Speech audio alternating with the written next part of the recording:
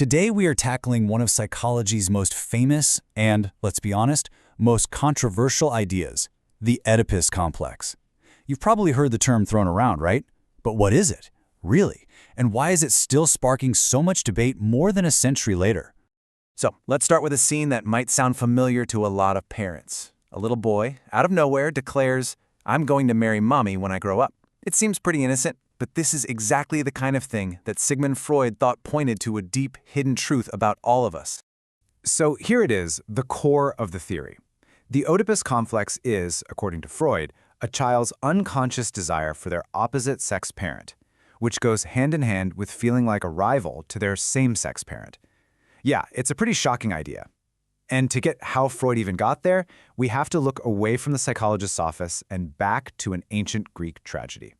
Right, so the name itself comes from the tragic hero of a famous play, Oedipus Rex, written by Sophocles ages ago. Freud was convinced this story wasn't just a story. He saw it as a powerful metaphor for the hidden desires and struggles he believed were inside every single one of us. The story is intense. It's all about a man, Oedipus, trying to escape this horrifying prophecy that he's going to kill his father and marry his mother. So he runs away from home to stop it from ever happening. But ironically, every move he makes just brings him closer to that exact fate. He ends up becoming a hero, he solves the riddle of the Sphinx, and as a reward, he gets to marry the widowed queen, Jocasta. And only then does the awful truth come out. On his journey, he had unknowingly killed his real father and had just married his own mother. He fulfilled the prophecy he tried so hard to escape. And the fallout is just catastrophic. Jocasta, his mother and his wife, takes her own life. Oedipus, in absolute horror, blinds himself. It's this powerful tale of being blind to a truth that's right in front of you. And it was this psychological darkness that totally fascinated Freud. So, how does an ancient story about fate and tragedy become a central pillar of 20th century psychology? Well, this is where Sigmund Freud comes in, and he turns this myth into a theory that's supposedly about all of us. Freud first started floating this idea way back in 1899 in his huge book, The Interpretation of Dreams. He basically suggested that the Oedipus myth tapped into a universal pattern he was noticing in his patients. It wasn't until 1910 that he gave it the official name, the Oedipus Complex, and put it right at the heart of his theory of how we develop as human beings. Now, for Freud, this wasn't just some random phase. He actually placed it into a much bigger framework of 5 stages of development. And he pinpointed one stage in particular, the phallic stage, which happens between the ages of 3 and 5, as the exact time this complex was supposed to emerge. And you gotta understand, for Freud, the stakes here were incredibly high. He was convinced that getting through this stage successfully was absolutely critical for a healthy adult life.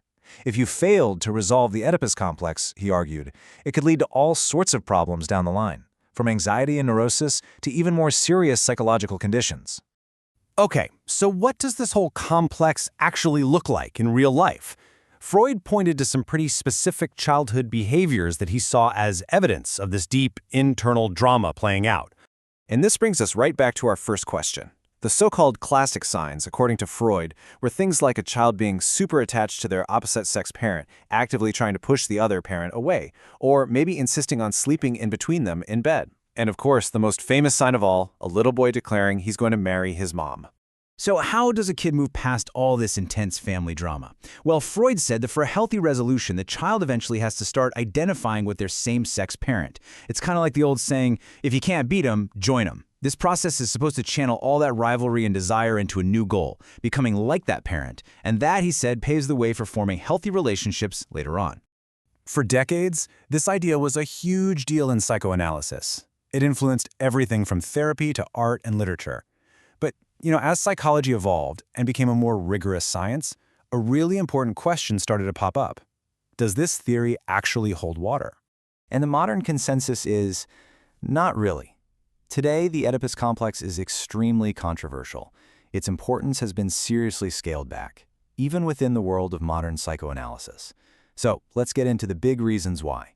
It really boils down to 3 main criticisms. First off, there's just a lack of scientific evidence. Freud built this giant theory based mostly on one single case study, a boy called Little Hans.